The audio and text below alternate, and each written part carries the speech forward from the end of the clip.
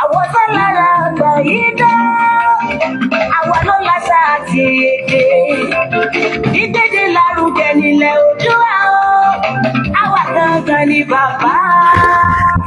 Koiki Media, Koiki Media, Koiki Media.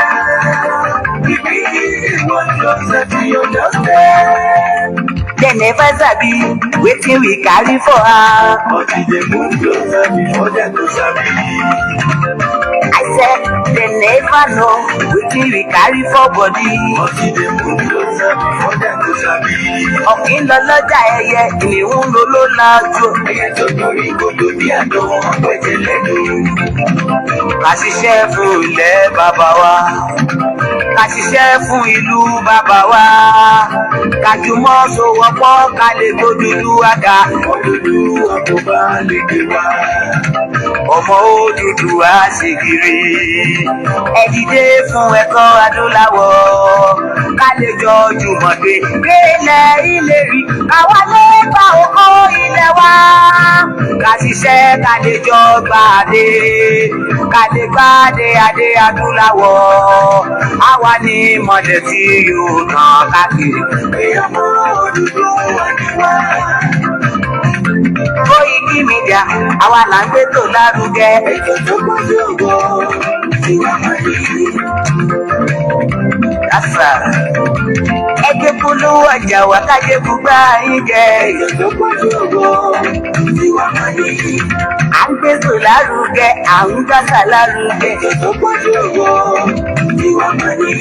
News and sports ẹ máa rí gbọ́. Ètò tó gbọ́dọ̀ ògo. Ọmọ Ìjẹ̀bú alárẹ̀mí ló ní kí n máa ké dandan. Koiki Media ọ̀rọ̀ lágbájúmọ̀ mi. Má bá ṣẹ̀rẹ̀ lọ. Ọmọ Yorùbá nìyẹn, ọmọ Yorùbá tata o. À ń gbádùn rẹ̀, ọmọ Ìjẹ̀bú alárẹ̀mí. Ṣẹ́yìn ló máa fi dìbò ọ̀tẹ̀ mọ́lẹ̀ o. Ẹ̀yin lọ́mọ onígbò máa ń dé mádémádé. Ẹ̀yin lọ́mọ onígbò máa wọ̀ o. Igbó máa wọ̀ lájòjì ò gbọ́dọ̀ wọ. Àjòjì tó bá wọ bẹ̀ á bẹ̀rẹ̀ ní ẹbọra. Ẹ̀yin lọ máa náwó òyìnbó tó dé. Ìgbà tó yìnbó dé o, owó náà dẹ́kun pọ̀ sí o. Koiki Media ṣàwa ní bàbá. Koiki Media àwọn ní bàbá. Koiki Media àwọn ní bàbá. Àdáńsọ àtúnpèrè gidi. Koiki Media àwọn ní bàbá. Àwa là ń gbé tò lárugẹ jẹ́ ká jọgbọ́ o. Koiki Media àwọn ní bàbá. Àbújá fẹ́tọ̀ ilẹ̀ wa, fẹ́tọ̀ ilẹ̀ Yorùbá. Koiki Media àwọn ní bàbá. Ọmọ Oòduà ni wá o, tọkàntọkàn. Koiki Media àwọn ní bàbá. Ikú tó ṣe bí lébi òsì, àdìmú bàbá yọ. Koiki Media àwọn ní bàbá. We bring you one closer to your doorstep. Koiki Media àwọn ní bàbá. Afẹ́fẹ́ tó fẹ́ òòlù kan yòókù lára ni. Koiki Media àwọn ní bàbá. Àpèrè gèdè Olódùmarè ló fún wa ṣe. Koiki Media àwọn ní bàbá. Gbogbo ayé ẹ̀gbọ́n, àwa ní bàbá o. Koiki Media àwọn ní bàbá. Ẹ máa bọ̀ wá ẹgbẹ́ polówó ọjà yín wá o. Koiki Media àwọn ní bàbá. Odùduwà lágbèdá ní òtítọ́ lágbèdá ní. Koiki Media àwọn ní bàbá. A kì í sọ̀dálẹ̀, a kì í sódì kẹta. Koiki Media àwọn ní bàbá. Àkókò àkópèrè kéde. Koiki Media àwọn ní bàbá. Koiki Media we bring you one closer to your doorstep. Àwọn ní bàbá. Koiki Media is around. Give us the best. Is around o. Give us the best. Ladies and gentlemen, ẹ mú kalẹ̀ sílẹ̀. Ẹ tẹ́tí ẹ bọ́ ètò tó kojú gbogbo. ladies and gentlemen, ẹ mú kálẹ̀ sílẹ̀, ẹ jẹ́ ti iye gbọ́ ètò tó bójú lóko. Koiki Media is around. Koiki Media.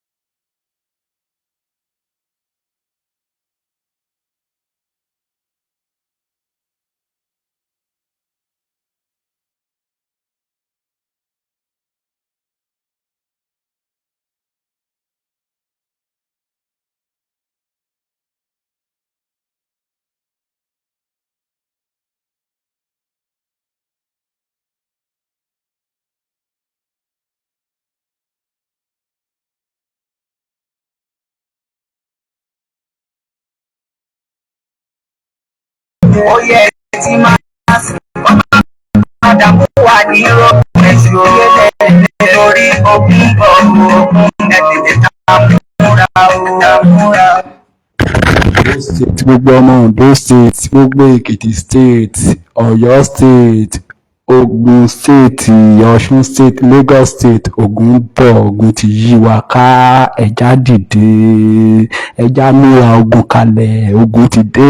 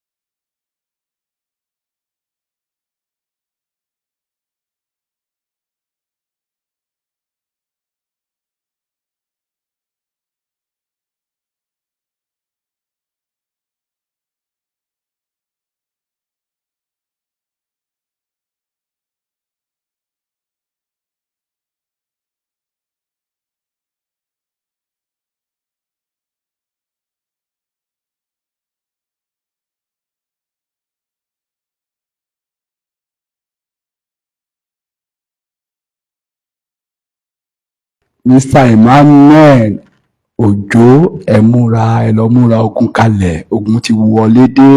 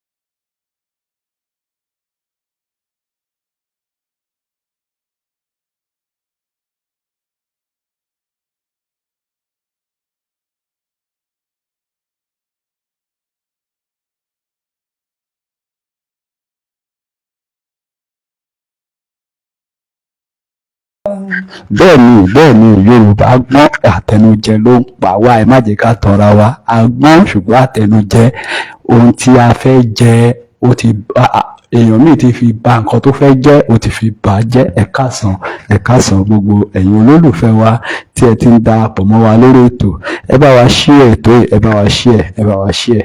Ẹ jẹ́ ká tún jọ jókòó lọ́sàn-án ká tún fi èyí tó ń jẹ́ òkodoro ọ̀rọ̀ ká tún fi yíra wa. Tí a bá wọlé, olórí ilé báyìí lákọ́kọ́ máa mo kí ọ̀gá mi Mr. Ọláyọmí Kóìkí pé wọn kò ṣe takuntakun, wọn kò ìfọmọ ènìyàn ṣe, wọn kò lè dá. Ìkíkí mi náà ó wá padà lọ sí ọ̀dọ̀ aṣíwájú ogun tí a mọ̀ sí CSI Chief Sunday Igboho Oòṣà. Bàbá mo kí yín o, ẹ kú ìgbáradì,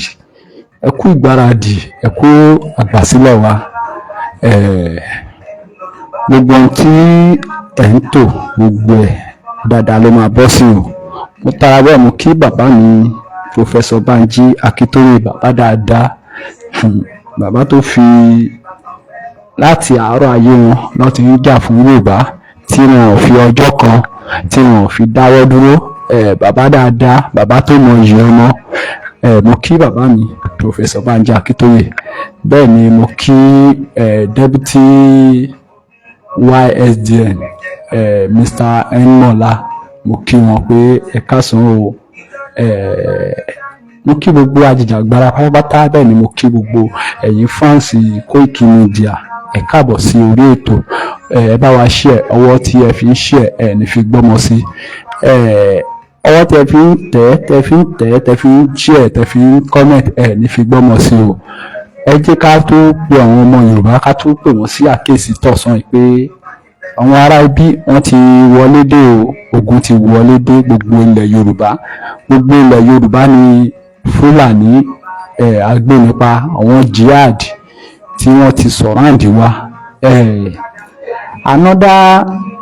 Àwọn jihad míì tún wọlé lánàá.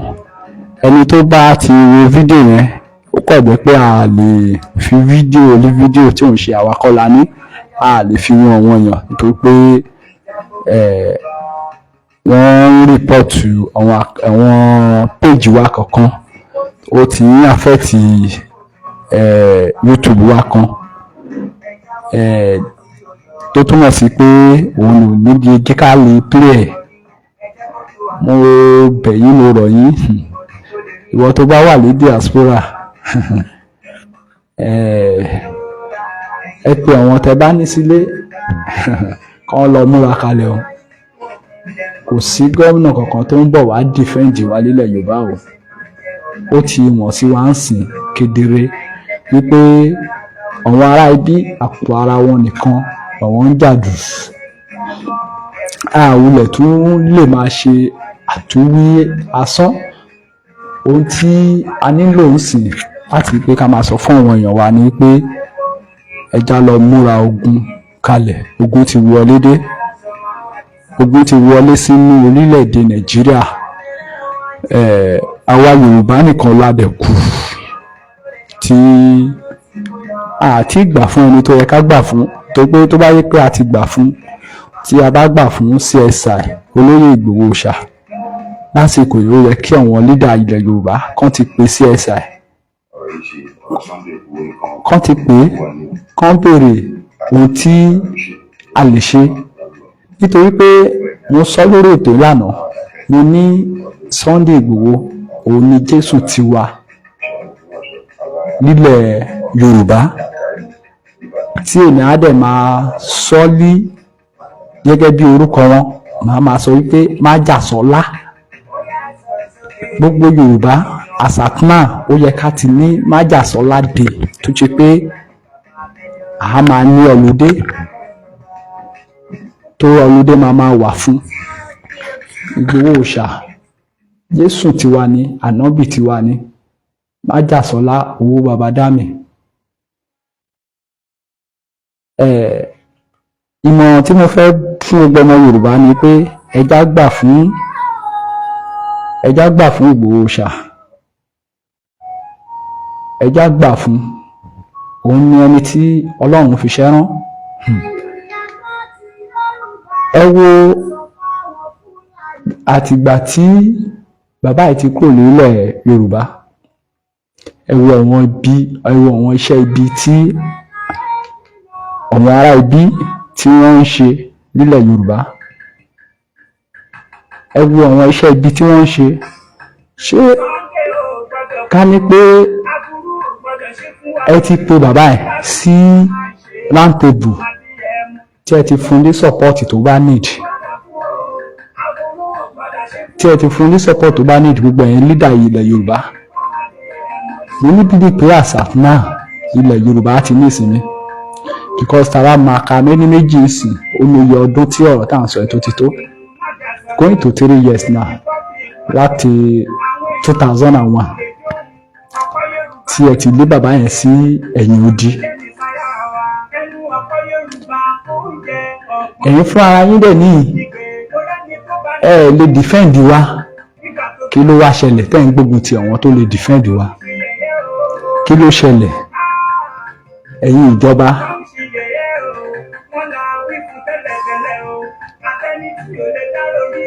ẹ dẹ̀ lè defend wa, kì í ṣe pé ẹ lè defend wa, ṣùgbọ́n torí ipò, torí ohun tí ẹ fẹ́ jẹ tẹ́ ti fi bà nǹkan tí ẹ fẹ́ jẹ́ òun lẹ ṣe mọ̀ọ́mọ̀ ń ṣe nǹkan tẹ́ ń ṣe. Ẹ wo Traoré ní Burkina Faso ń bẹ̀ yẹn, bọ̀bọ́ yẹn gba ìjọba kò pé ọdún kan, ó ra drone, ó ra everything tó máa fi secure Burkina Faso, torí pé kò sógun tó lè wọlé tí ò ní capture.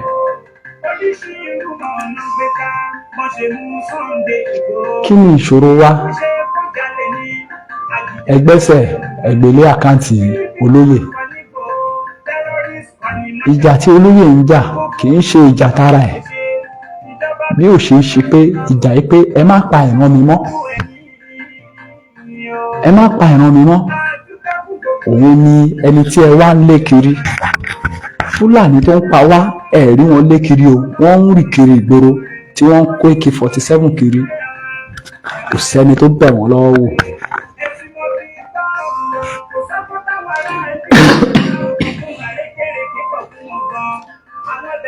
Ẹ̀bẹ̀ tí a máa bẹ̀ yín, ẹ gbà fún lóyè o, àìṣe bẹ́ẹ̀ ẹ fún ara yín gan, ẹ fojú sunkún gbogbo tí ẹ ní o níbi tó ń lọ yìí.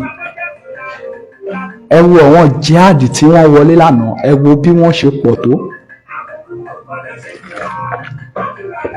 ẹ wo bí àwọn ará ibi bá ṣe pọ̀ tó. Ṣé tí àwọn ará ibi bá bẹ̀rẹ̀ operation wọn tán, ṣé ìgbà yẹn lẹ ṣe fẹ́ múra ni àbí kí ni èrò yín? Bàbá Bọ́lá Ahmed Tinubu, gbogbo 2027 tẹ̀ ń lépa kiri kò sọ́nà ńbẹ̀, ẹ̀ tí ìrèyàn sọ fún yín ni, kò sí ọ̀nà ńbẹ̀. Wọ́n ń plan yín lọ́tún lósì, àti bàbá Bombasca di ọ̀tá yẹn, ó ń plan yín bí ẹ ṣe máa ṣubú lé òkè ibi tí ẹ wà yẹn, ṣùgbọ́n ẹ̀yin wò pé ẹ máa lo agbára. Bàbá Bọ́lá Ahmed Tinubu, the best ni tí ẹ lè ṣe fún wa, tí ọmọ Yorùbá ò fi ní gbàgbé yín ni, tí wọn ò fi ní gbàgbé yín nípa yín, ni wípé kẹ́ pé olóyè Sunday Igboho kẹ́dẹ̀ fún ní full support tó bá yẹ kẹ́ fún. Òun ni ànábì tiwa nílẹ̀ Yorùbá, òun ni Jésù tiwa tí Ọlọ́run rán. Ẹ fún bàbá yìí ní support ká gba ilẹ̀ wa. Ohun tí Yorùbá ò fi ní gbàgbé yín nìyẹn, tí ẹ fi máa ní ìtàn rere nílẹ̀ Yorùbá, tí gbogbo àwọn bad record tí ẹ ti ní tí ó máa fọ gbogbo ẹ̀ mọ́. The best nìyẹn. Tí ẹ bá lè ṣe lè fún wa, orúkọ tí yín á kàn ju Awólọ́wọ̀ lọ. Bàbá Bọ́lá Ahmed Tinubu, bàbá wa nìyí lẹ jẹ́. Ẹ̀bẹ̀ là ń bẹ̀ yín sìn, àwọn ará ibi wọ́n plan mọ́ yín bó ṣe máa gba ìjọba lọ́wọ́ yín ní 2027. Wọ́n á dẹ̀ gbà, ẹ̀yin lẹ́yìn rò bóyá wọn ò lè gbà.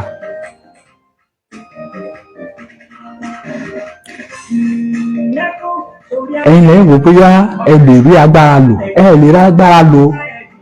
àwọn ará ibi báyìí they are very dangerous, especially bàbá ọ̀tá yẹn, bàbá abẹnú bẹ́ẹ̀ ní ìnàkí yẹn, bàbá ọ̀dàlẹ̀ yẹn tó ń fún Buhari ní support ipe kan má rí bísí olóyè Ìgbòho ńgbà yẹn. ṣẹbẹ́ ṣáà rí àtìlẹyìn tó ṣe fún Peter Obi, ṣẹbẹ́ ṣáà rí bàbá Bọ́lá Ahmed Tinubu ní tí ẹ máa ṣe tí ìtàn fi nígbàgbé yín ni wípé kẹ́gbà wá kalẹ̀. ohun tí ẹ fi lè ní orúkọ rere nìyẹn. ẹ já gbà fún olóyè Ìgbòho, ẹ gbàgbé gbogbo àwọn nǹkan tó ti ṣẹlẹ̀ sẹ́yìn. ẹ rí Ìgbòho bí ọmọ yín, ẹ rí Ìgbòho ẹ rí bí ọmọ yín, ẹ fà á mọ́ra, kẹ́ gba Yorùbá kó olùkọ́ ẹrú. ìdí tí ẹ fi máa ní orúkọ rere nìyẹn. Ìgbòho òòṣà kan tó yẹ ká máa bọ ni, ṣùgbọ́n àmọyì ẹ̀. tó bá jẹ́ pé apá òkè ọya lọ́hùn wọ́n ti nírú Ìgbòho yẹn, bóyá àbá sọ pé ẹ̀ fara yín ẹ̀ bá máa mọyì ẹ̀. ẹ já gbọ́ ọ̀rọ̀ lẹ́nu bàbá wa yìí. In fact, this man, God bless you. Sharing nǹkan tí àwọn èèyàn wa tí wọ́n fail láti realize ni pé tí a bá ń sọ̀rọ̀ Jésù, tá ń sọ̀rọ̀ Muhammad, tá ń sọ̀rọ̀ Odùduwà, tá ń sọ̀rọ̀ Aristodemus, all those great people, tá ń sọ̀rọ̀ Ṣàngó, tá ń sọ̀rọ̀ Ògún, tá ń sọ̀rọ̀ Ọya, tá ń sọ̀rọ̀ all the great people. Nǹkan tí àwọn èèyàn wa tán fẹ́ láti realize ni pé Sunday Igboho ni ẹni tí Ọlọ́run rán sí àwa gẹ́gẹ́ bí Jésù ti wà ní ilẹ̀ Yorùbá for this present time. Mo wádìí bọ̀bọ̀ ẹ̀ ni Sunday Igboho ẹ gbàgbé pé you are just looking at it pé èèyàn ni Sunday Igboho tọ́gì ni àmọ́ kìnnìkan. Don't ever in your life. He is a messenger of God sent to Yoruba land for our race deliverance. Olólọ́run. Irú àwọn èèyàn bẹ́ẹ̀ ó kẹ̀jẹ̀ pé bẹ́ẹ̀ in fact tí Sunday Igboho bá kú tó bá parí iṣẹ́ tó bá ṣe yìí tọ́lọ̀ wa rán ṣe yìí láti gba Yorùbá sílẹ̀ yìí ó máa ṣe ẹgbàgbé bó ṣe lọ ó máa accomplish ẹ̀ tó bá wá lọ tán nígbà ilẹ̀ tó wá máa mọ how great that man is. How great kìíní yẹn ń bá fáwọn Fúlàní just like you have said tí Sunday Igboho bá wọlé ní èyí ọmọ gbogbo máa kánlẹ̀ ni ṣé ẹ̀dí ẹ̀rí gbogbo àwọn tó ń bínú Sunday wo ni kìíní kan ìlara ni nígbà tó mọ Gani tó ń sọ́ngbà yẹn lóòótọ́ àwọn Gani Adams kán tó àwọn ẹlẹ́ẹ̀kan jẹ́ káwọn jọ jà do you need to fight Sunday Igboho má wọrí má bá Sunday Igboho jà ẹgbó lágbára Sunday Igboho má wọrí lọ fèsì àwọn Fúlàní.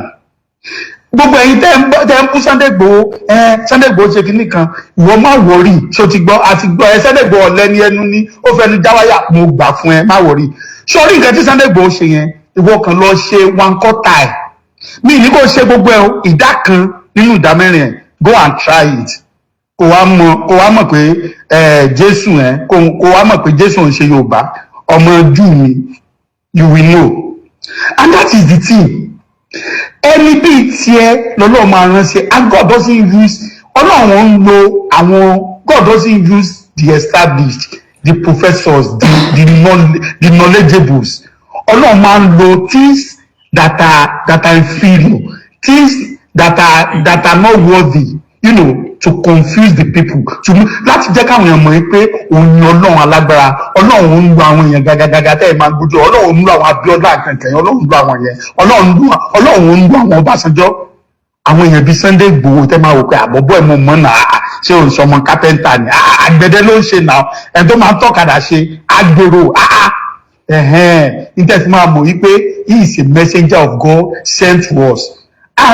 Mo fi Ọlọ́run bẹ̀yìn ṣẹ́rí àwọn olóṣèlú ẹ fi wọ́n lẹ̀ o gbogbo àwa tá a jẹ́ nǹkan kan yìí ń gbé tí ò bá jẹ́ nǹkan kan tó jẹ́ ọmọ Yorùbá ẹ jẹ́ ká gbáyà Sunday Igboho òní Ọlọ́run sì ràn wá o mo tún sọ irú èèyàn bíi tiẹ̀ they come in generations ó tọkàn mo sọ fún yín ẹ lọ Muhammed wèrè tó ń ṣe tí gbogbo àwọn mùsùlùmí tó ń ṣe Muhammed kí èké àtọ̀lọ́ Ọlọ́run tó máa bá kìnnìkan go and read the history just go and read the history kò ṣe tó nǹkan tí Sunday Igboho ṣe rí nǹkan tí Ọlọ́run fi máa ń rán òjíṣẹ́ tọ́lọ́run fi máa ń rán òjíṣẹ́ ni pé òjíṣẹ́ tí Ọlọ́run máa ń rán èèyàn sí ìran ni Jésù Kristi nìyẹn òǹgẹ́ dídì sọ ni wípé Ọlọ́run rán òun sí lordship of the house of Israel ó tọkàn mọ́ tara ní èmi ò gbàgbọ́ lè rán nígbàgbọ́ lè rán ní abala gbàgbọ́ kìnnìkan. ẹ̀yin wa tẹ̀ ń gbọ́ wa ó ní ìdí tí mo fi padà play ju ẹ̀yin bàbá yín ọ̀rọ̀ Chief Imam ni mo fẹ́ mú wá níwọ̀nba díẹ̀ mo rí mẹ́sẹ̀gì kan tí bàbá Chief Imam tí wọ́n fúnra ara wọn type sórí péjì wa òun ni mo fẹ́ mú wá bàbá nínú mẹ́sẹ̀gì yìí bàbá Chief Imam wọ́n claim wípé kì í ṣe Fúlàní nìkan ni only tribe in northern Nigeria. Try to find out before you are spreading fake news. Insecurity. Ó túmọ̀ sí wípé bàbá Chief Imam ó dàbí wọ́n type ọ̀rọ̀ ilé bíi 4 days ago. Under comment ni mo ti rí kíní wọn. Ó túmọ̀ sí wípé ohun tí wọ́n ń sọ nípa bàbá yìí òun tọ́ ni. Bàbá yìí bẹ̀ ti fúnra wọn ti fìdí ọ̀rọ̀ yìí múlẹ̀. Bàbá ní nínú ọ̀rọ̀ wọn bí wọ́n ní I'm Chief Imam Yorùbá land. Bàbá kì í ṣe Chief Imam Yorùbá land, mo sọ́rí láti sọ bẹ́ẹ̀. Chief Imam Ìlọrin ní torí pé ohun tí ẹ gbé dání ń gbà yẹn làwa fi ń bá wọn pè yín ní Chief Imam ilẹ̀ Yorùbá, ṣùgbọ́n ìgbà tí ẹ dẹ̀ ti sọ wípé not ilẹ̀ tó fẹ́ máa support I know the tribe that give me award in North Nigeria. Ṣé ń gbọ́rọ̀? Bàbá ń sọ wọ́n ní àwọn ọmọ Yorùbá land. Ìjẹ́ àtìgbà tí a tẹ̀ ti ń sọ̀rọ̀ yìí pé àgbà ẹ̀sìn sẹ̀ríà lé ààyè nílẹ̀ Yorùbá, bàbá ìjẹ́ tí ẹ ti jáde síta níbi kankan kẹ́yìn náà kẹ́ sọ̀rọ̀ nípa ẹ̀. Àṣẹ ẹ fi ara pamọ́ sí ẹ̀rín wa ni ẹ wá ń jẹ wá lẹ́sẹ̀. Ẹ wá ń jẹ wá lẹ́sẹ̀.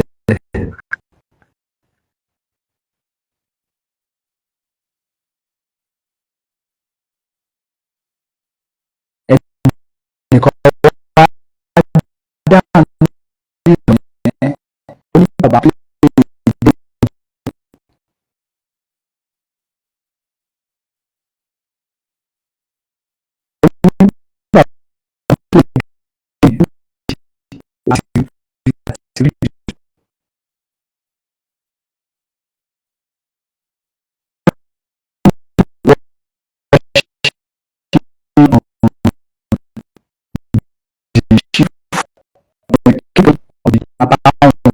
sọ kò possible. Mi ń sọ bẹ́ẹ̀ ọ̀rọ̀ fífẹ́ sí kéèyàn máa jẹ ìgbìyànjú sílẹ̀.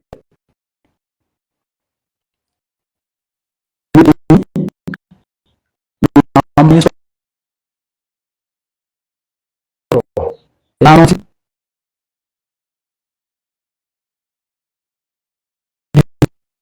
program yẹn kù ọ̀la lẹ́yìn báyìí mi.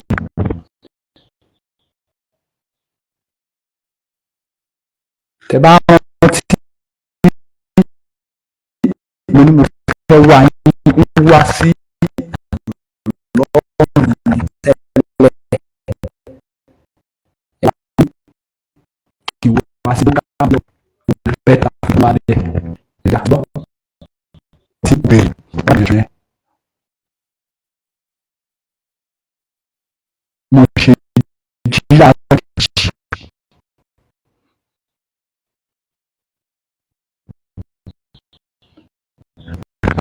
ìgbésẹ̀ ìgbésẹ̀ tẹ́ bá rántí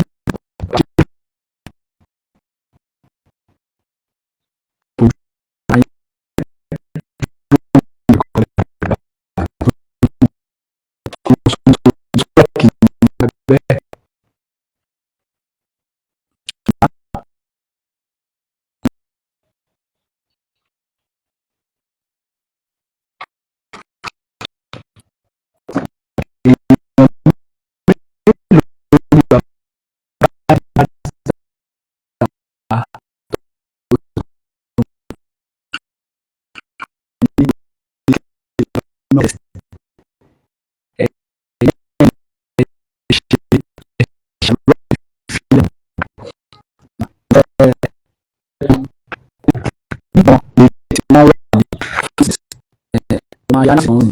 Bá parọ́ kẹ́ jáde síta kẹwàá ìwọ̀n pé irọ́ ni arákùnrin yẹn pa. Ní ọjọ́ kìíní àná tí àwọn Lady K tí wọ́n wà ní ọ́fíìsì DSS, ilé agbára Oòduà àwa la arrange prayer yẹn, ṣùgbọ́n ẹ wà lára àwọn tí a fi ṣe patron inú yàrá yẹn, òun lẹ ṣe involve, kì í ṣe ẹ̀kọ́ lẹ gbé ètò àdúrà yẹn kalẹ̀ sà. As ẹ̀yin dẹ̀ wá jẹ́ aládùúrà tó tún jẹ́ olórí nínú group yẹn, ibi tá ti gbé program yẹn àti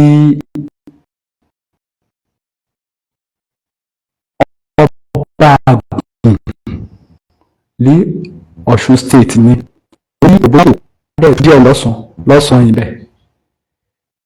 Nígbà tí a dé ọba àgùn, ohun tí ẹ bá gbogbo ilé sọ ká tó kúrò lé ni wípé àjọ máa lọ sí ọba àgùn, àjọ máa lọ Ìbàdàn ní bí méjèèjì. Nígbà tí a dé ọba àgùn, àrètí àárín àpè yín, bàbá ọmọọba Adékúnlé wọ́n pè yín, ẹni láti ń dìmáàdì fún owó wípé owó tán sẹ́ndì sí yóò tó bí kán sì sẹ́ndì owó sí àjò yín dání tó wà nílé tí òun ṣe diaspora ló wà tó ń spend àkókò ẹ̀ kiri tó fi iṣẹ́ ẹ̀ kalẹ̀ tó fi family kalẹ̀ sílé, a mọ̀ pé a jẹ́ àmú. Good and fine, bẹ́ẹ̀ request fowó ìyẹn ò ṣe issue. Mi ì mọ bí àwọn bàbá ọmọọba àti ìyá Onítògùn àti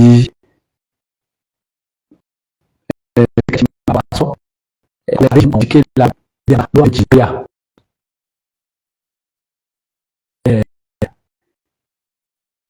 kí ọ̀rọ̀ ilé yìí àwọn tó ń gbọ́ wa.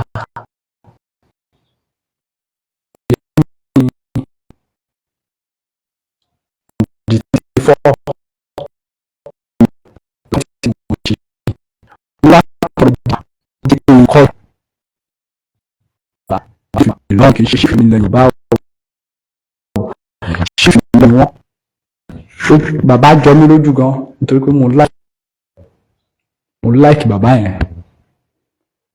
Ìgbọ́ bàbá a máa gba ilé àmọ̀ràn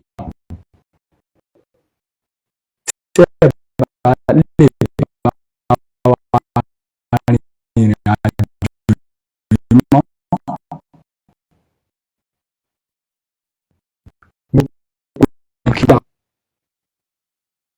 for your information gbogbo náà ti dà bẹ́ẹ̀ ni kò sí kan tó kàn wá pẹ̀lú pé bóyá Fúlàní ṣebí àwọn ló gbàlejò Fúlàní ọmọ ìyá ni wọ́n nà á. So bàbá kì í ṣerú àkókò yìí ló yẹ kẹ́ ṣe ìpọ́tẹ́ ṣe yẹn ṣùgbọ́n adúgbò àwọn lálẹ́ tó jẹ́ kí tú yín láṣìírí nítorí pé ká ní pé ọ̀pọ̀lọpọ̀ fídíò yẹn ni àwọn tó bá rí bá ṣe tó sọ fún wa nìyẹn àwọn àwọn ṣùgbọ́n torí pé ẹ ló fi fọ́ àwọn fídíò yẹn olùkọ́ yẹn ṣe rí àdìdúpẹ́ lọ́wọ́ àwọn tó nílẹ̀. Bàbá tó bá wù yín kẹ́ lọ ṣe àtúnṣe tó bá wù yín kẹ́ má ṣe àtúnṣe ìtàn asán pa tiyín bẹ́ẹ̀ ni ìtàn asán pa tèmi mo dẹ̀ máa ń sọ ní gbogbo ìgbà olúkálùkù á jèrè iṣẹ́ ọwọ́ ẹ̀ nínú ìrìn àjò tí a gbé dání ìrìn àjò yìí bóyá yín kan máa ń rò bóyá eré ni kì í ṣeré o bẹ́ẹ̀ ni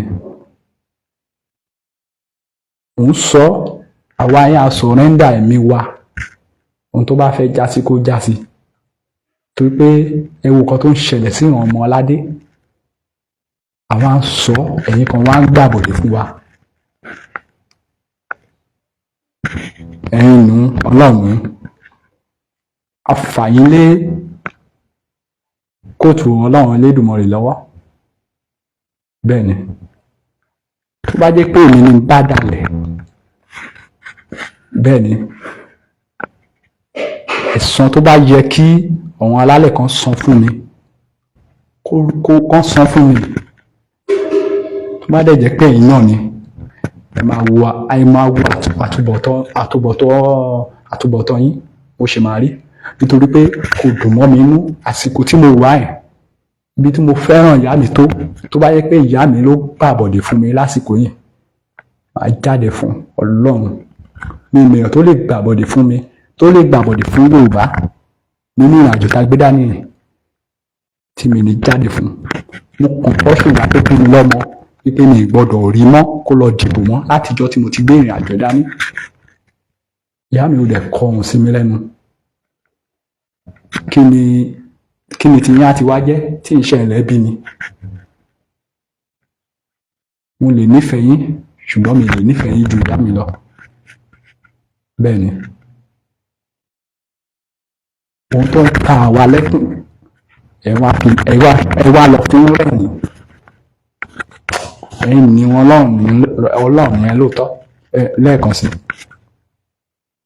Ọlọ́run á san fún yín á san fún mi gẹ́gẹ́ bí iṣẹ́ ọwọ́ mi nínú ìrìn àjò Yorùbá nation yìí.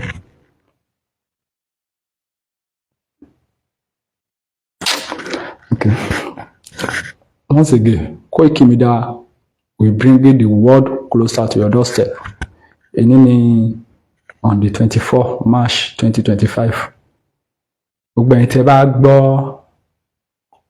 recording ẹ bá wa share. Àwa kó dọ́dọ̀ bàbá Ṣífìmá. Bóyá wọ́n á ṣe àtúnṣe ni o tàbí kán withdraw ara wọn finally kán ṣe kan nu méjì ká mọ iye àwa tà sínú àrùn àjò ká mọ iye wa. Ẹ ṣé o. Ìgbòho Òòṣà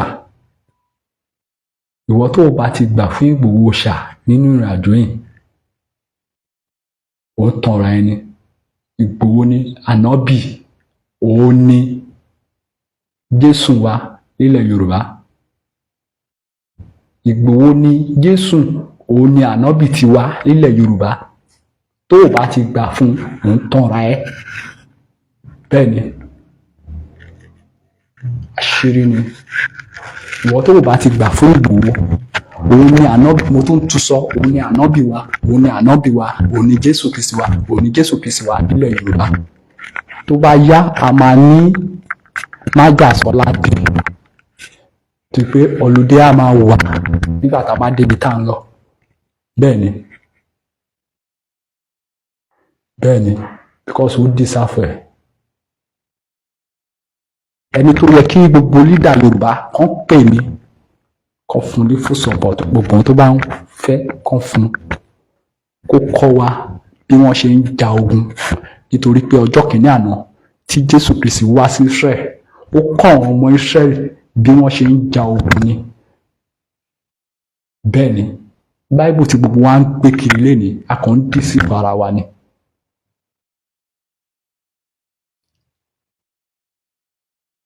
Ibo ni àwọn ọmọ Israel bí kọ́ sí tí ò bá jẹ́ pé wọ́n fi tàn wá jẹ?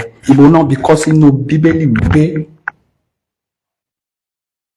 tí o bá ti ń rí ogun tó ń bọ̀ wájú pé kó lọ máa pìpì ara ẹ kalẹ̀. Wọ́n kọ sínú Báíbù, wọ́n ní àdúrà ní ká máa fi ṣẹ́gun, àdúrà ní ká máa fi ṣègbà. Ìgbà tí ogun dẹ̀ ń ṣẹlẹ̀ láti oyè ọdún tí mo ti mọ̀ pé ogun ti máa ń ṣẹlẹ̀ ní Israel, wọ́n á lọ máa gbé wọn, wọ́n á lọ máa gbé bọ́ǹbù, wọ́n á lọ máa gbé gbogbo ẹ̀. Ẹ wo eléyìí tó ń lọ lọ́wọ́lọ́wọ́ ń bẹ̀. Ẹ wo ohun tí Jésù Kristi kọ́ wọn kalẹ̀. Ẹ jẹ́ kí Ìgbòho Òòṣà ẹ jẹ́ kó kọ́ wa bí wọ́n ṣe ń ja ogun. Òun ni nígbà tí a bá dénú ilẹ̀ wa, tí a bá dénú ìlú wa, òun là á fi lè dìfẹ́ǹdì ìlú wa. Kí gbogbo wa ká lọ kọ́ bí wọ́n ṣe ń ja ogun. Ogun ti yí wa ká. Àwọn jihadi tó wọlé lánàá ìlú kan ni wọ́n, tẹ́ bá rí wọn bọ́ ipò tó ìlú kan ni wọ́n. Ẹ má jẹ́ kán wà ara ìbí kí wọ́n pa gbogbo wa tán. A lè dákẹ́ ká máa wò bélẹ̀. Bẹ́ẹ̀ ni a lè dákẹ́ ká máa wò bélẹ̀.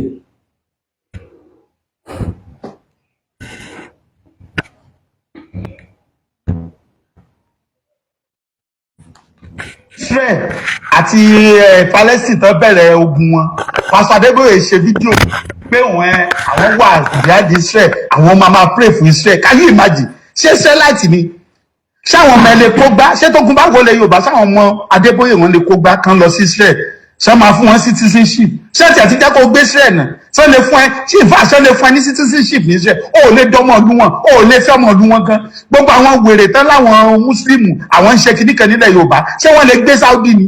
Tán bá gbé Saudi ṣé lè fún wọn residency? Tán bá fún wọn residency ṣé lè fún wọn citizenship ni? Ṣé wọ́n lè fẹ́ ọmọ wọn ni? Nínú gbogbo race ní àgbáyé kò ń ṣe ti ọ̀rọ̀ ẹni tí ò bá ṣe pé wọ́n bayé Yorùbá jẹ́, wọ́n bayé wa jẹ́.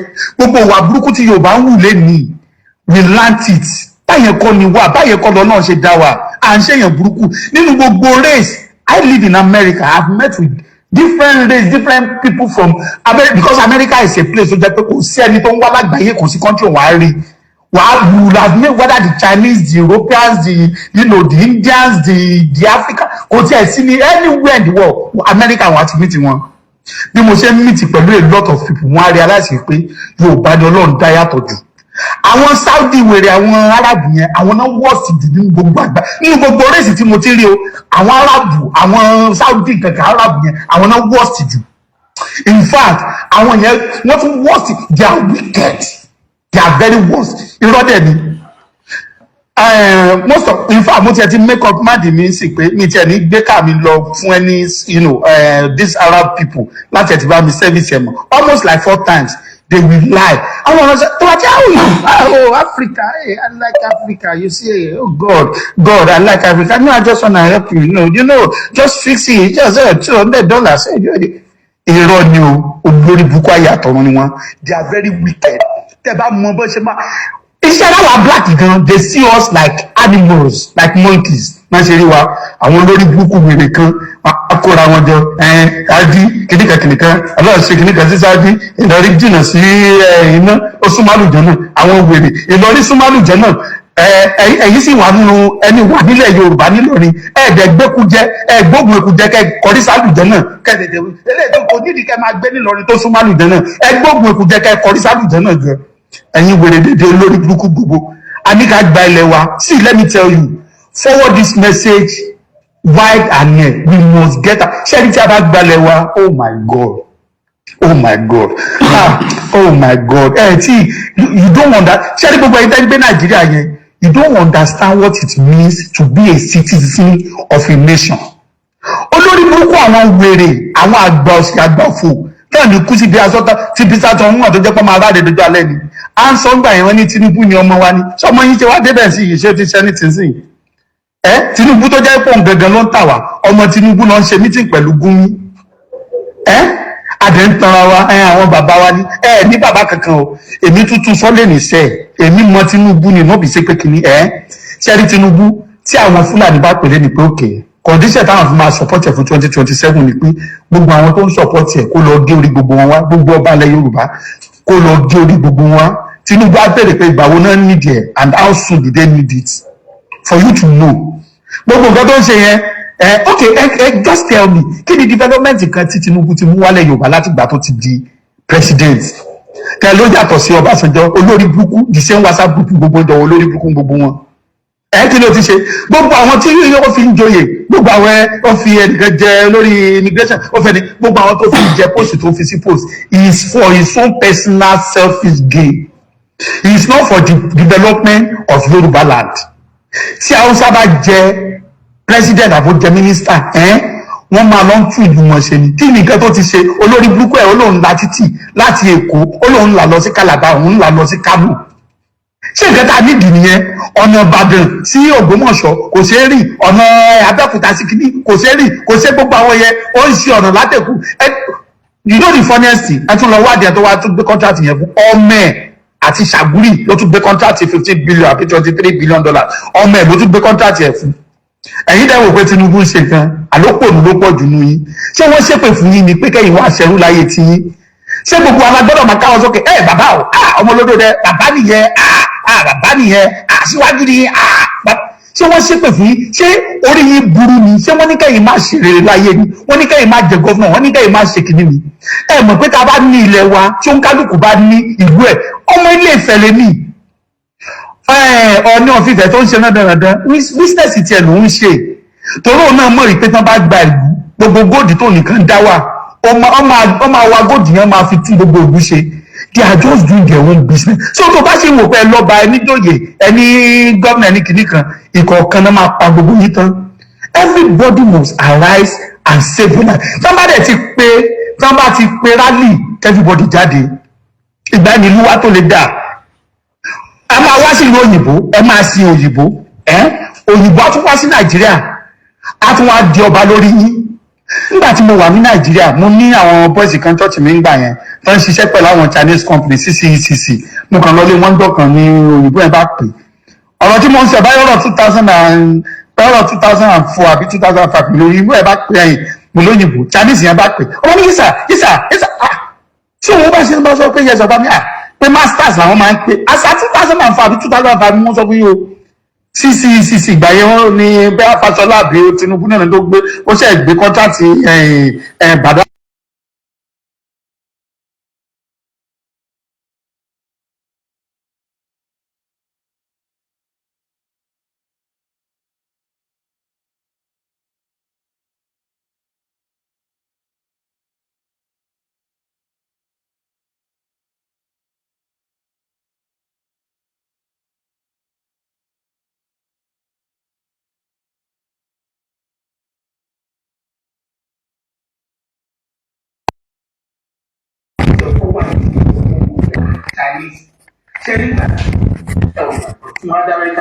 Chinese ẹ mọ̀ pé àwọn ó dà pé wọ́n ń dá wa mọ̀ bíláàkì akátá yàtọ̀ sí kíní wọn ti Chinese ò ti fẹ́ wà lára tẹ́ bá lọ sí sọ àwọn Chinese kẹ́ẹ̀kan máa lọ mo tí mo ti ṣe rí o kẹ́ẹ̀kan mọ́mọ́ kẹ́ẹ̀kan kọlù kẹ́ẹ̀kan gbá kẹ́ẹ̀kan kọlù olótú máa sọ fún mi pé I'm sorry wọ́n máa ṣe gẹ́gẹ́rẹ́ wọ́n máa tójú wẹlẹ̀ ni wọ́n ní ilé wòye lójú máa lamẹ́ríkà bí ni o bọ̀ wọ́n á wá sí Nàìjíríà àwọn adọba lẹ́yìn lọ́wọ́ Arabu àwa adọba lẹ́yìn lọ́wọ́ India àwa adọba lẹ́yìn lọ́wọ́ wọ́n á ọ̀pẹ́sì nílé yìí wọ́n á tún ọ̀pẹ́sì níta kí wàá ní iyì pé jẹ́ ọmọ orílẹ̀-èdè kí ni mo tún béèrè ni o what is the essence of you being a citizen of a country nílé níta. And that's how you have been disrespected all over the world because they know pé kò síbi tó fẹ́ sá padà wá tó máa náà fẹ́ deport èèyàn ní Nàìjíríà ní Canada ọmọ Yorùbá wa tó fẹ́ deport wọn ó máa ní òun yà máa kú ní ilé tó fi máa deport wọn because kó máa níwèé Canada kó máa ṣiṣẹ́ warehouse kó máa gbá títì ó pé ó ṣoríire ó fi lọ́kàn balẹ̀ ju kó wá gbé Nàìjíríà kó wá gbé ilẹ̀ Yorùbá rẹ̀ lọ. How long are we going to continue like this? Àwọn bàbá yín wọ́n sin ẹrú olóṣèlú ẹ̀yin náà tún ti sin ọ̀rọ̀ olóṣèlú ṣé àwọn ọmọ tẹ́ ẹ bí wọ́n tún ti sin ọ̀rọ̀ olóṣèlú ṣé kọ́ ọmọ yín tún sìn wọ́n ni gbogbo àwọn olóṣèlú yẹn tẹ́ ẹ rí kò sí ọmọ wọn àtìyàwó wọn tí ò sí bí wọ́n ti ra léra ọgbẹ fún wọn bí tí wàhálà bá ṣẹlẹ̀ gbà lọ́la báyìí gbogbo wọn next available flight ni èyí dẹ́ tẹ̀lé olóṣèlú APC ni PDP ni àló lórí burúkú ló pọ̀ jù nù yín tí wọ́n bá ti pe rally let everybody come out we need to get back our land tí a bá gbalẹ̀ wa kò sí rere kankan tẹ́nì kankan máa ṣe o òótọ́ kan mo sọ fún yín and this make me to remember one rich man a máa ń pè ní Dende Fernandez very rich man ó lọ ra island kan síbi kan ó ní owó bíi wèrè ó ti kú báyìí ó ti lọ ṣe eré pa nílẹ̀ Yorùbá nígbà tó kú tán ìgbà míì wọ́n á fòkú mi ìránṣẹ́ lọ sí síbi kan ẹ lè rọmọ ẹ lè rí kíní ẹ wo gbogbo àwọn olówó Ìbàdàn ìyẹ̀kíní adé ọjọ́ àríṣekọ́lá kíníkan ẹ lọ wò wọ́n tán bá ti kú báyìí the traces ends Abíọ́lá bó ṣe lówó tó mo rántí gbàtà Abíọ́lá wá sọ́yọ́ that was around 92 or 91 tí mo rí lọ́yọ̀ mo wà lọ́yọ̀ ńgbà Abíọ́lá wá this man oh my God it was a ní ìmọ̀ Abíọ́lá lè kú kí gbogbo ilé ẹ̀jẹ̀ da owó instantly kò ń ṣe pé báyà àwọn ọmọ ẹ̀ lówó yẹn díẹ̀ o ló wá ṣe kí ni tẹ́sí máa mọ̀ nìyẹn Bíbélì náà ti sọ ó ní olódodo máa ń fi ọrọ̀ sílẹ̀ fún ọmọ ẹ̀ Abíọ́lá ọlá ẹ̀ ó kú lórí ẹ̀ nítorí pé olórí burúkú ni he is not a righteous man he is a wicked man but ẹ̀yin ò mọ̀ we never knew that time they were using us to make transactions mo wà nílùú òyìnbó yìí mo ti ṣiṣẹ́ ní company kan nílùú òyìnbó yìí rí wọ́n dá company yẹn lẹ̀ ní 1891 wọ́n sì máa ń kọ́ sí established 1891 ẹ tí wọ́n mọ̀ nǹkan tó ṣẹlẹ̀ nígbà tí mo ń ṣiṣẹ́ ń bẹ̀ yẹn ọmọ bíi graphic generation àbí 7 generation ẹ̀ tó ní company yẹn ó wà ní school àtún wa mú wá company yẹn ó wá ṣe bí industrial training bẹ́ẹ̀ èmi gan mo ń fi some things náà wá ṣe bí dẹ́ wọ́n sọ pé tó bá parí ibẹ̀ lónà tí máa ṣiṣẹ́ bó ṣe máa ń ṣe nìyẹn tẹ́ bá dá ká ní ilẹ̀ Yorùbá ni ká ní ìlú òyìnbó ni tí màmá ẹ tó bá jẹ́ pámálà ló ń tà tó bá bí ọmọ tó mẹ bá lọ sí school náà á lọ train á lọ gbajà sí bó ṣe ń tọ́jú bó ṣe ń ṣe àmàlà tí yẹn bá kú ọmọ yẹn á continue and we are talking of multi-billion dollars company that's how they run life nǹkan tí ìlú fi máa ń continue nìyẹn we can never continue like this Sunday lọ́lọ́run sí wa Sunday gbò ìgbé bàbá àbínú ẹ̀ wàhálà àtìlẹ́ ayé tí yín nìyẹn ẹ̀ bá ṣe òun ni Ọlọ́run fún ní orí ọ̀fẹ́ yẹn and it is high time ṣẹ́rí ẹ̀ gbàgbé pa àwọn ọba àwọn ẹ̀ tí wọ́n di àwọn ṣẹ́rí kò sí tó ní ẹrú olóko ẹrú tó máa ń fẹ́ kẹ́rú ẹ̀ lọ ẹ̀ gbàgbé pa àwọn ọba ẹ̀ gbàgbé pa àwọn gómìnà ẹ̀ gbàgbé pa tiwọn they are not for you ẹ̀ gbàgbé pa Tinubu ẹ̀ gbàgbé pa tiwọn èmi sọ fún yín sẹ́ẹ̀ tí Sultan of Sokoto bá pe Tinubu lé ní pé the only way for you to get 2027 support is that jẹ́ ká pa ọ̀nà jẹ́ ká pa gbogbo àwọn Afẹ́nifẹ́re jẹ́ ká pa gbogbo ó máa bí wọ́n ní pé ẹ̀ mọ́ ń ṣẹlẹ̀ ìgbà wo lẹ́fẹ́ ṣe next week ní àbí this week ẹ̀ tètè yanjú ẹ̀ má wọlé nítorí máa sọ fún wọn nìyẹn that's the kind of person he is. tí Tinubu bá rọ́nà láti pa bàbá Akíntóyè yìí oh my God àti rán bàbá yẹn lọ́rùn ti pẹ́. Ọlọ́run ló wà nípa tiwa. We must not miss this opportunity. We can never continue like this. Adọ́ra fún wa ọ̀ṣẹ́. Ẹ ṣé. Ọ̀rọ̀ ni ẹ ti gbọ́ lẹ́nu ìkan lára àwọn bàbá wa tí a jọ gbé ìrìn àjò yìí dání. Ẹ wo kí lorúkọ ẹ̀ Ondo State.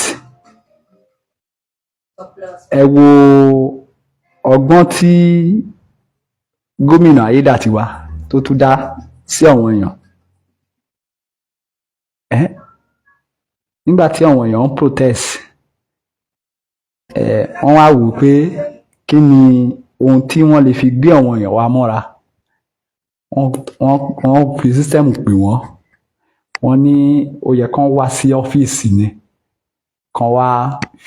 kán wá sọ ẹ̀dùn ọkàn wọn pé sẹ́ẹ̀tàn fi ń protest pé kò bójú mu pé kán wá sí ọ́fíìsì commissioner police wọ́n wá sọ ẹ̀dùn ọkàn wọn. Wọ́n fọgbọ́gbọ́n wọ́n fi tán àwọn èèyàn ó lẹ́gbẹ̀ẹ́ títì nígbà tó máa fi dàbí ọjọ́ kẹta wọ́n ní wọ́n ti mú lára àwọn tí ó ń jíyàn gbé wọ́n ní wọ́n ti mú lára wọn. Àwa tí a bá wo fídíò tí arákùnrin tí wọ́n kidnap yẹn tó jẹ́ present youth leader Afẹ́nifẹ́re mo ti gbàgbé orúkọ arákùnrin yẹn ó ṣàtìyí àwa tó yé àwa tí a bá rántí a rí wípé tẹ bá béèrè lọ́wọ́ ẹ̀ wípé àwọn tí Ondo State government mú ṣé lóòótọ́ àwọn tó jẹ ẹgbẹ́ nìyẹn ó máa sọ fún yín pé nà láì because nínú fídíò yẹn nígbà tó ń ṣe interview ó sọ ó náà people yẹn ó ní wọ́n ràn án sí ìgboro pé wọ́n sọ pé they are fully ready pé wọ́n ti ní báwo ló ṣe put ọ̀rọ̀ yẹn gan-an about bíi 27 places wọ́n ti ní sínú Ondo State nìkan about 27 places iṣẹ́ tí ó yẹ kí àwọn gómìnà ilẹ̀ Yorùbá kàn ṣí àwọn ọlọ́dẹ ńlẹ̀ kọ́ wọn ọlọ́dẹ lọ ṣiṣẹ́ ọwọ́ wọn kọ́ lọ fọ inú igbó wọn mọ́ ẹ lè gbàyàn ẹ lè gbà wá ẹ tún ṣe wá ó kẹ́ tútù fọkàn wọn èèyàn balẹ̀ ń sìn ṣe rántí ìṣẹ̀lẹ̀ tí Ọ̀wọ̀ bẹ́ẹ̀ ṣe fọkàn wọn èèyàn balẹ̀ náà nìyẹn gbà yẹn ilé ń sìn ẹ tútù fọkàn wọn èèyàn balẹ̀ iṣẹ́ tó yẹ kẹ́ pàṣẹ lójú ẹsẹ̀ pé ẹ̀yin ọlọ́dẹ ìlú kankan ẹ lọ fọnú igbó yín mọ́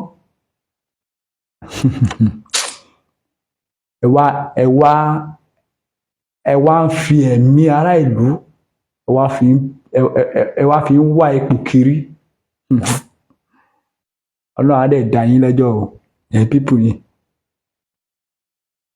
Ọlọ́run á dá gbogbo yín lẹ́jọ́ o ẹ fi ẹ̀mí ará ìlú ẹ fi ń jẹ rice and chicken lẹ́fẹ̀ẹ́ mi ará ìlú ń jẹ tọ́lọ́dẹ ìlú bá dẹ̀ lọ tó bá lọ ṣiṣẹ́ before ká tó mọ̀ ẹni kan lọ àrẹ́sì wọn ọkọ̀ tó ń kàmù àwọn ọlọ́dẹ wa nìyẹn mélòó lára Fúlàní ní ọ̀wọ̀n inú igbó wa ṣùgbọ́n ẹ̀yin fúnra ara yín tẹ́ jẹ́ olórí ẹ̀yin lẹ́ ń ṣe wá ẹ̀yin tẹ́ jẹ́ olórí state kankan ẹ̀yin lẹ́ ń ṣe wá ẹ̀yin ní problem wa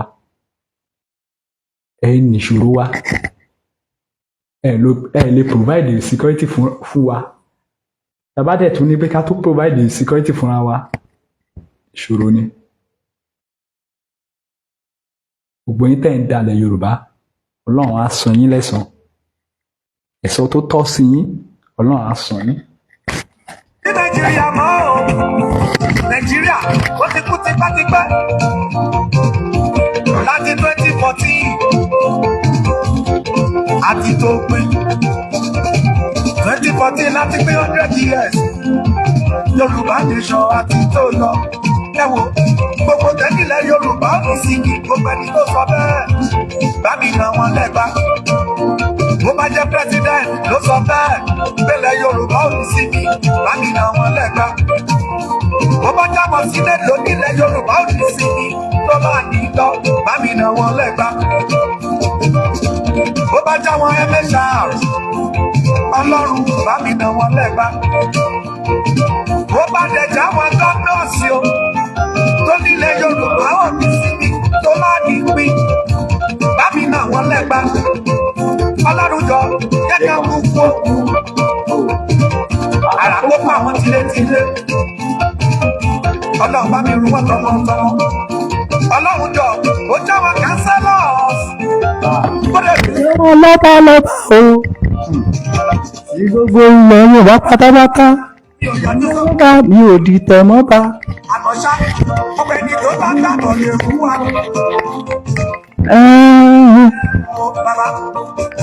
Bá mi pa wọ́n tilétilé. Tọmọtọmọ. àṣẹ àṣẹ́gun. a ò wá mú láyé mọ́. ṣebí àwọn kiri wọ́n jọ wá láyà. wọ́n lo àlọ́mọ. apariwo a ò fẹ́ wọn mọ́. nílẹ̀ Yorùbá torí ẹ̀ máa ṣe. ìwà lára oúnjẹ ti dán wọn gógó. ọ̀wọ́n gbogbo oúnjẹ ọ̀wọ́n gbogbo epo. àdìkan máa lọ wọ́n gbàgbọ́dẹ̀ fún wa wọ́n jọ wá láyà. Ọlọ́run ọba wò wọ́n dán. lára o gbogbo èrè oko pátápátá wọ́n ti gba gbogbo ẹ̀jẹ̀ tán tá. àdẹ sọ pé àǹfààní o sáré rẹ̀ ní ká máa lọ. bàbá bá mi fọwọ́ lójú. gbogbo àwọn tó ní wà lára nílẹ̀ Yorùbá àníyàn fẹ́ Yorùbá ti tó lọ abẹ́ lórí ilẹ̀-èdè tuntun Odùduwà republic. ṣóun la fẹ́ ṣóun gbogbo ọmọ Yorùbá pariwo ọmọ la fẹ́ o gbogbo ọmọ Yorùbá pariwo bí ẹ fẹ́ bí ẹ kọ̀ ohun tá à ń fẹ́ nìyẹn o bí ẹ tẹ́tí wa jù bẹ́ẹ̀ lọ ohun tí bá òkè ṣe bẹ́ẹ̀ ni ohun tí a fẹ́ òun ni Yorùbá nation bàbá Tinubu ẹ pín agbára wà lọ́wọ́ yín tẹ́lẹ̀ fi ṣe ń sìn ẹ pín àṣemọ́ ẹ gbàgbé nípa 2027 ohun tí ó wà lẹ́yìn 2027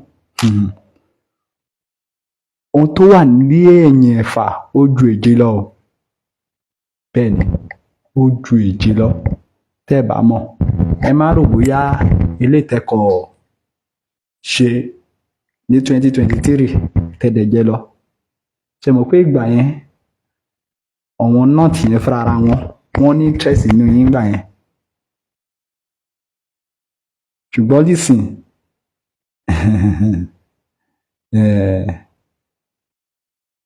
in fact wọ́n rẹ́dì láti ṣe anything fún yín àṣírí ibẹ̀ ni pé ẹ pé olóyè bẹ́ẹ̀ ni olóyè ni Ọlọ́run bá fiṣẹ́ rán kò ń ṣe ọmọ yín Ṣèyí kò lè defend ilẹ̀ Yorùbá ẹ fún olóyè ní support tó bá ń fẹ́ ẹ pín ìlú yìí ẹ pín bàbá Bọ́lá Ahmed Tinubu ẹ pín kẹ́ ẹ náà lè ní orúkọ rere kẹ́ lè ní àkọọ́lẹ̀ rere nílẹ̀ Yorùbá ẹ pé olóyè kẹ́ pé bàbá Bánjí Akíntóyè nítorí pé ó pẹ́ tí bàbá gan tó ti ń sọ fún yín ó pẹ́ tí bàbá ti ń sọ fún yín wípé Nàìjíríà ń ṣe ìlú tẹ́ ń fúnra ara yín dẹ̀ mọ̀ ẹ má torí ipò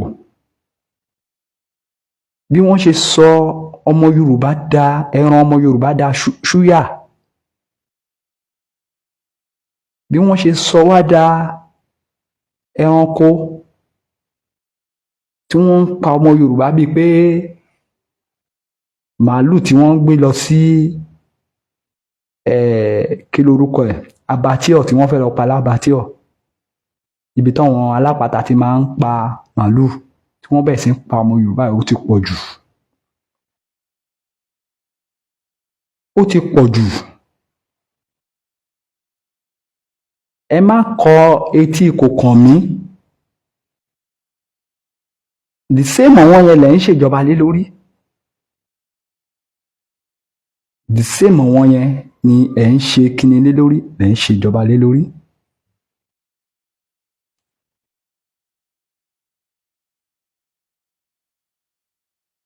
ẹ ra Yorùbá kúrò ní oko ẹrú tí a wà yìí. ẹ rà wá kúrò ní oko ẹrú tí a wà yìí. a bẹ̀ yín ni o a rọ̀ yín ni.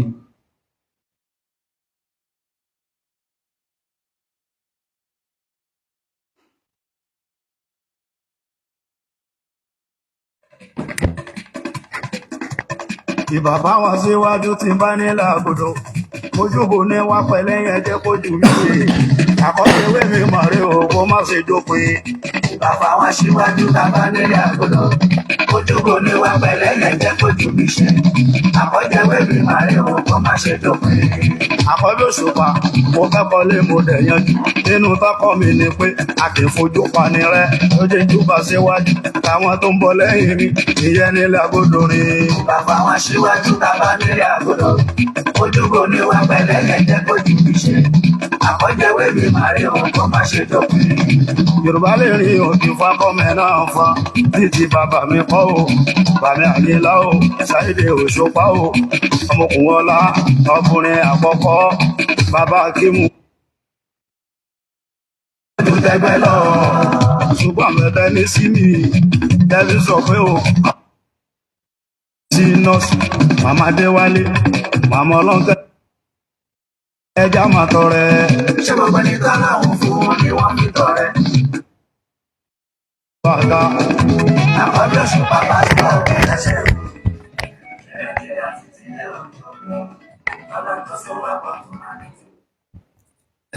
ẹ má bínú sí wa à ń wá orin kan lára orin tí Àkọ́bí Òṣùpá ti kọ fún wa ni a tún fẹ́ máa fi rán ọ̀rọ̀ wa létí ni pé kò sí ohun tó dàbí ilé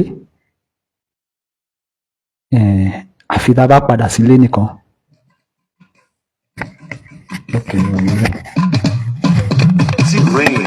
gbogbo Yorùbá pátá lé lóko náà sọ pé èdè wa jọ wá lójú lápárapọ̀ dá dúró Yorùbá nation mo stand. Gbogbo Yorùbá pátá lé lóko náà sọ pé èdè wa jọ wá lójú lápárapọ̀ dá dúró Yorùbá nation mo stand. Ọlá gbogbo Yorùbá pátá gbogbo Yorùbá pátá lé lóko náà sọ pé èdè wa jọ wá lójú lápárapọ̀ dá dúró Yorùbá nation mo stand. Gbogbo Yorùbá pátá lé lóko náà sọ pé èdè wa jọ wá lójú lápárapọ̀ dá dúró Yorùbá nation mo stand. Ọmọlálédè tó jọjú tọ́lá kan lè lọ́gbọ́n nínú èdè abínibí ọmọ dúdú àṣà ni mí abiri tó fi débi ṣe mo lè kálákà pé ìkiri tí mo bá wà mo lè fọwọ́ sọ̀yà pé ọmọ dúdú àṣà ni mí. Gbogbo Yorùbá pátá ilé lóko náà sọ pé èdè wa jọ wá lójú lápárapọ̀ dá dúró Yorùbá nation mo stand. Mo ní bàbá ṣe pé báyìí àbá pé ó dájú àbọ̀ àmútòkùn bọ̀ tí ò lọ́mọ rí nínú ìyàtọ̀ sí bóyá ẹgbẹ́ bá mo dé láláwọ̀ dúdú láṣẹ ní àparapọ̀ kí Yorùbá dá dúró látà fínú konú lásọ̀tọ̀ ó dájú àjòjì máa mórí lẹ́gbọ̀n Yorùbá nation mo stand. Gbogbo Yorùbá pátá ilé lóko náà sọ pé èdè wa jọ wá lójú láparapọ̀ dá dúró Yorùbá nation mo stand. Ẹ pé kò ó Sunday mi ẹ pé kò ó Sunday mi o agbógun má fìdí akọni nínú ìyàwó. Ẹgbẹ́ kò Sunday mi. Akọni tó ń yọni léwu tó ń gbá ní sílẹ̀ lójú ogun. Òun náà pè lálágbára. Mo mewé mo mebo mo olóògùn tó ń jẹ. Níwọ̀n bá ní o ṣe níwájú Ìgbòho. Ojú tó fi rógun tó dẹ̀tù tí ó sáré. Má fi wé sí ẹ tó ń wò lóye sílé. Bàbá ní fọ́dà fún ọmọ ẹ̀ tó bá mi. Ìmùkọ ogun kó tó lè ṣẹ́rí ogun fúnra Ọlọ́run ló dẹ̀ ṣe lákọ̀ọ́ni kò dẹ̀ sí lówó fíìmù tún léèyàn ṣe ìṣesí ẹbí takọni náà ni olóríire èèyàn ní Sunday Igboho akọni Oòduà gbogbo lẹ̀ Yorùbá akọni Oòduà gbogbo lẹ̀ Yorùbá akọni Oòduà gbogbo lẹ̀ Yorùbá ọmọ ńlá mo gbé mú Sunday Igboho Ìgbòho ṣá owó bàbá dání bóyá tí mo bá ní Ìgbòho ṣá ẹ sọ pọkùnrin ogun ọmọ májàsọlá ìjàgbọ̀n ìrọ̀rùn tó ń bá ní ìjàgbá ní rẹ o kì í sáfògùn bójógún ẹ̀tọ́ a ní ẹ má pè mí kó bá jókun tí yóò tọ́ èyí lọ́pọ̀ mọ́tọ́ mi sọ pé kò dá yóò dá lọ́dọ̀ yín lọ́dọ̀ tí wà nìkan ní o.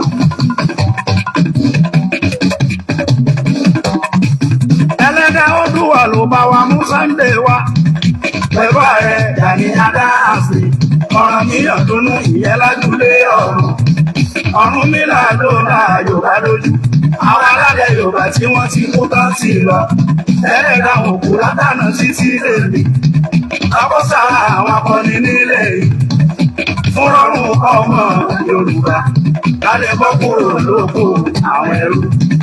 Àwa ara wa la máa gbára sílẹ̀ o. Lọ́ra sọ sílẹ̀ ẹ̀pẹ̀ Abíọ́lá. Sunday Igboho máa ṣe bó ṣe ṣe lọ. Ọmọ Yorùbá pátá mẹ́lẹ̀ yìí ọkùnrin tó kù lé láyé pé lápọ̀ ni. Sunday Igboho máa ṣe bó ṣe ṣe lọ. Ọmọ Yorùbá pátá mẹ́lẹ̀ yìí ọkùnrin tó kù lé láyé pé lápọ̀ ni. Professor Banji tó jẹ́ Adétóyè o. Wọ́n ní má mi kàn máa ṣe bó ṣe ṣe lọ. Akọni ènìyàn ọmọ adé ẹ̀ mọ́. Sunday Igboho máa ṣe bó ṣe ṣe lọ. Ọmọ Yorùbá pátá mẹ́lẹ̀ yìí ọkùnrin tó kù lé láyé pé lápọ̀ ni. Bóyá kéré o. Bóyá kéré o. Ọmọ Yorùbá. Ebúlé tó sọ fún tòkó. Ládàbọ̀ kòrò fún bẹ̀. Èrò bẹ̀ jẹ́ káróló. Lálẹ́ bọ́ kúrò pẹ̀lú. Gbogbo àwọn ọba Yorùbá. Kẹ wọ́n sọ bójú wa ti là. Gbogbo àwọn ọmọ Yorùbá o. Kẹ wọ́n sọ bójú wa ti là. Wọ́n ní Yorùbá mọ̀ ọ̀sán.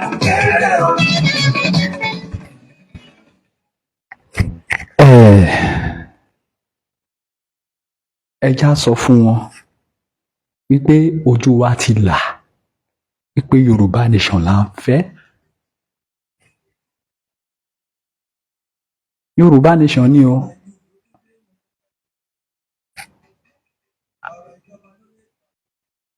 A fẹ́ wọn Nàìjíríà kankan mọ́.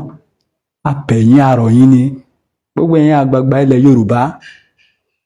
Ìdí tá a fi ń play àwọn orin látẹ̀kọ̀ ni wípé kẹ́ lè mọ̀ wípé láì ṣe pé ẹ pe Ìgbòho wálé, kò sí gómìnà kankan tó fẹ́ dáàbò bo ààfin yín.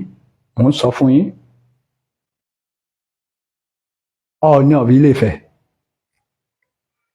Adémọ́lá Adélékè kò lè dáàbò bo ààfin yín. Bẹ́ẹ̀ ni.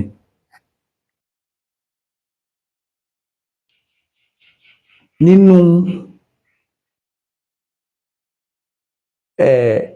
ìgbáradì tí olóyè bá fún àwọn ọlọ́dẹ ìlú yín, òun ló lè fi dáàbò bo ìlú yín, wọ́n lè fi dáàbò bo ààfin yín pàápàá. Òun la fi ń sọ fún gbogbo wa wípé ànábì ti wá ní Ìgbòho Òòṣà. Ìbá wù ẹ́ kó gbà, ìbá wù ẹ́ kó má gbà, kò kan àwa. Ànábì ti wá nílẹ̀ Yorùbá, òun ni Ìgbòho Òòṣà. Jésù Kristi ti wá nílẹ̀ Yorùbá. Tí ẹ bá ti jẹ́ kó kọ́ wa bí wọ́n ṣe ń ja ogun lísìn, Ọlọ́run ní jẹ́ kí Yorùbá, Ọlọ́run ní jẹ́ ká jẹ ìyà ayérayé. Ẹ bá mọ̀ nǹkan tó ń pèlè ayérayé ogun gan-an. Ìbẹ́sìn ẹja sowọ́ papọ̀ mọ́ olóyè Májàsọ́lá Ìgbòho Òòṣà. Kẹ́yìn ọba kẹ́ pé ìpàdé àpérò. Ń ṣe àwọn ilé ìtẹ́ tí ń pèsè ẹ̀yìn ẹ pé ìpàdé ìrònú àti ẹ̀dọ̀ kí inú yín. Ẹ pé Ìgbòho ó kọ́ wa bí wọ́n ṣe ń ja wọ́, bí Jésù Kristi ṣe kọ́ àwọn ọmọ Ísírẹ́lì bí wọ́n ṣe ń ja wọ́, tọ́dẹ̀ fi ń dìfẹ́ǹdì ìlú wọn di ọ̀la, tí ò fi sí ogun tó lè borí Ísírẹ́lì. Ọ̀rọ̀ mi ò ní jù báyìí. Ire o. Lẹ́ẹ̀kan sí, èní ni on the 24 oṣù kẹta ọdún ya 2025. A ní rí ju báyìí lọ fún ti sáyẹn. A dúpẹ́ lọ́wọ́ ọgbẹ̀yìn tí ti darapọ̀ mọ́ wa. Àtẹ̀yìntẹ́ ìfẹ́ ti wá, àtẹ̀yìntẹ́ ìfẹ́ ti wá. Ọlọ́run bá wa dúró ti gbogbo yín. Àbínú sí anybody o. Gbọ́n tá à ń sọ fún yín ni pé olóyè ni Ọlọ́run fi ṣẹ́ rán. ànábì tiwa nìyẹn, Jésù Kristi tiwa nìyẹn, táwa máa sọ ní májàsọlá, a máa ní májàsọlá dè tí a máa worship nígbà tá a bá dénú ilẹ̀ wa, bí ẹ fẹ́ bí ẹ kọ̀, òun ni ẹni tọ́lọ́run rán nìyẹn. Bẹ́ẹ̀ ni tó bá dẹ̀ sọ pé ó rán bàbá ti tiẹ̀ náà, gbé bàbá ti tiẹ̀ síta kó wá kúrò nínú ìlà ìlú tàwa yìí. Tó bá mọ̀ pé ìwọ fún ara ẹ ló rán, bọ́ síta náà kó wá kúrò nínú ìlà ìlú yìí ká wá rí ẹ. Tó bá dẹ̀ mọ̀ pé ìwọ náà ló rán lóòótọ́, a máa tẹ̀lé ẹ̀, kó ṣáà ti kó wa délẹ̀ lérí. Bẹ́ẹ̀ ni a dẹ̀ máa néèmù ẹ náà. Ṣùgbọ́n tí à ń sọ ni pé Jésù Kristi tiwa, ẹ̀rín wa ló wà o, ànábì tiwa, ẹ̀rín wa ló wà. Ẹ má jẹ́ kán fi nǹkan kan tàn yín jẹ, ojú wa ti là. Bẹ́ẹ̀ ni ojú wa ti là. Ìránṣẹ́ ni gbogbo wa, ẹ má jẹ́ kéèyàn kan máa tàn yín. Ire o. Koiki Media, we're bringing the world closer to your doorstep.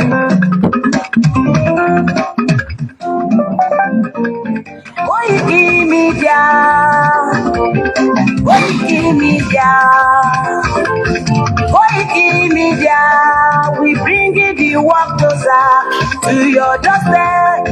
Koiki Media, Koiki Media, Koiki Media, we bringing the world closer to your doorstep.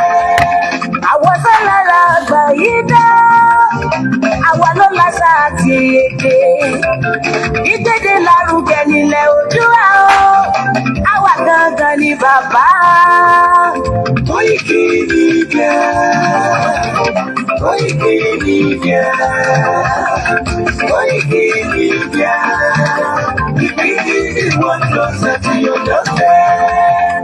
They never sabi wetin we carry for her. But e dey move closer before dem go sabi. I said they never know wetin we carry for body. But e dey move closer before dem go sabi. Ọ̀kín lọ lọ́jà ẹyẹ, ìhun ló ló lájú. Ẹyẹ tó lórí kodò bí àdó, àpẹjẹ lẹ́nu. Ká ṣiṣẹ́ fún ilẹ̀ bàbá wa, ká ṣiṣẹ́ fún ìlú bàbá wa.